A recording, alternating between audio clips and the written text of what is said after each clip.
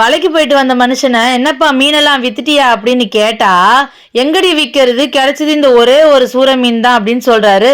அடக்கடவுளே, காலையில இருந்து சாயந்தரம் வரைக்கும் கஷ்டப்பட்டு இந்த ஒரு மீன் தான் கிடைச்சதான்னு கேட்டா, அடிப்போடி, நானே பெட்ரோல் நஷ்டமாயிடுச்சுன்னு சொல்லிட்டு கடுப்புல இருக்க, நீ வேற வெறுப்பேத்துற, நீ என்னையே திட்டுறாரு. சரின்னு நானும் கஷ்டப்பட்டு வந்த மனுஷனுக்கு எதனா சாப்பிட சுவையா செஞ்சு கொடுக்கலான்ட்டு சூர மீனை புட்டு செய்ய ஆரம்பிச்சிட்டேன்.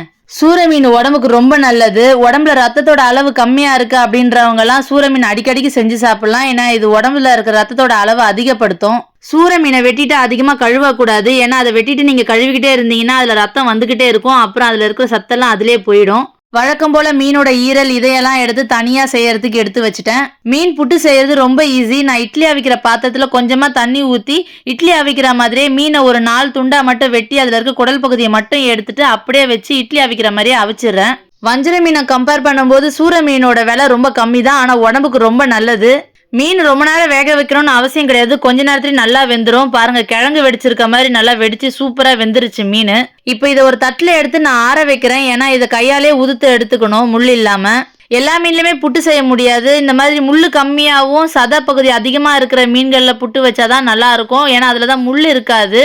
எந்தெந்த மீன்ல புட்டு வைக்கலாம்னா சூரை, கேரை, சொரா, ஆக்காம்பாறை, தேலப்பாறை, குமாரப்பாறை, திருக்க, திமில, செம்படாக்காய், ஏன் நண்டு இறால கூட புட்டு வைக்கலாம். இப்ப பார்த்தாலே உங்களுக்கு தெரியும் பாருங்க, இந்த மீன்ல அதிகமா முள் இருக்காது. நடுவுல இருக்கு பாத்தீங்களா, அந்த ஒரு முள்ளு தான். சைட்ல மட்டும் கொஞ்சம் சின்ன முள் இருக்கும், அவ்வளவுதான்.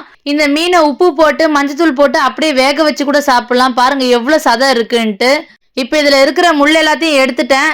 கையால எந்த அளவுக்கு இந்த மீனை உதுத்து விட முடியுமோ அந்த அளவுக்கு நல்லா உதுத்து விடுறேன். புட்டு செய்ய ரொம்ப கம்மியான பொருட்கள் இருந்தாலே போதும். இப்போ இதில் தேவையான அளவு உப்பு, மஞ்சத்தூள் போட்டு ஒரு பெனஞ்சிட்டு அதில் 5லேருந்து ஒரு 6 வெங்காயம் கட் பண்ணி வச்சுருக்கேன். அது ஒரு 4 பச்சை மிளகாய், கொஞ்சம் கொத்தமல்லி, கொஞ்சோண்டு கருவேப்பிலை. இப்போ நான் ஃபஸ்ட்டு இதில் வெங்காயம் சேர்த்துட்றேன். அதுக்கப்புறம் வெட்டி வச்ச பச்சை மிளகாவும் வெட்டி வச்ச கொத்தமல்லி கருவேப்பிலையும் இதிலே போட்டாச்சு.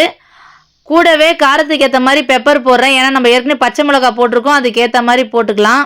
இப்போ இதை டேஸ்ட் பார்த்துட்டு காரம் கூட குறைய சேர்த்துக்கோங்க. இப்போ ஒரு கடாயில் எண்ணெய் விட்டுட்டு தட்டி வச்ச பூண்டு பேஸ்ட் போடக்கூடாதுங்க, பூண்டு தட்டி தான் போடணும். அது பொரிஞ்ச உடனே நம்ம ரெடி பண்ணி வச்சிருக்க மீன் அதில் கொட்டி கிண்ட வேண்டியதாங்க.